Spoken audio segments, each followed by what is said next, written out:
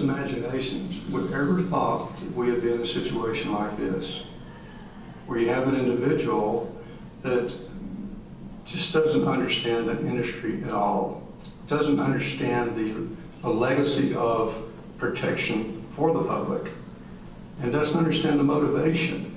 Oil and gas companies don't want their pipe to leak. It's the last thing they want to happen.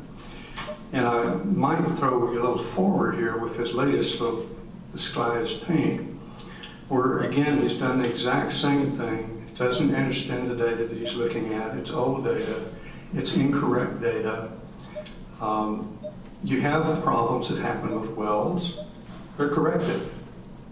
Extremely rare that it's a situation where it ever gets to groundwater. But he's taking the numbers that he's reading in reports from 10 years ago. The industry is extremely safe. I've seen it from both sides. As a major contractor for the regulatory agencies, the EPA, and the state agencies, DEQ, we looked at all these issues and very objectively have not seen anything like what he's come up with this movie. I love movies. I love to go to the movies.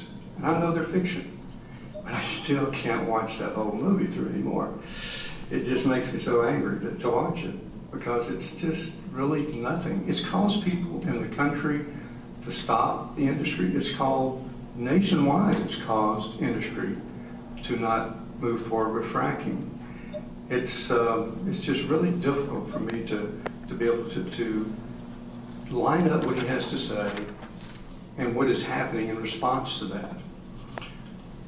One of the most important things in our first workshop with the National Research Foundation, Water Research Foundation, 16 of us were called together. The national labs were represented, some academia, a few industry, the EPA. In fact, Bob Cole is the head of the EPA program, and we've met numerous times on this problem with hydraulic fracturing studies. He's left now, he left in January.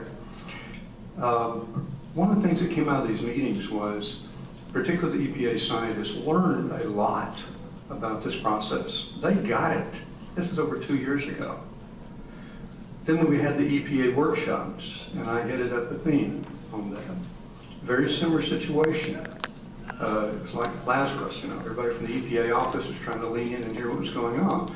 We looked through these problems very objectively, and we came out of that meeting still wondering, what is the problem here? And I won't say what the problem is. I started to say what it was, but there are two sides to EPA. The technical side had this figured out 2 years ago.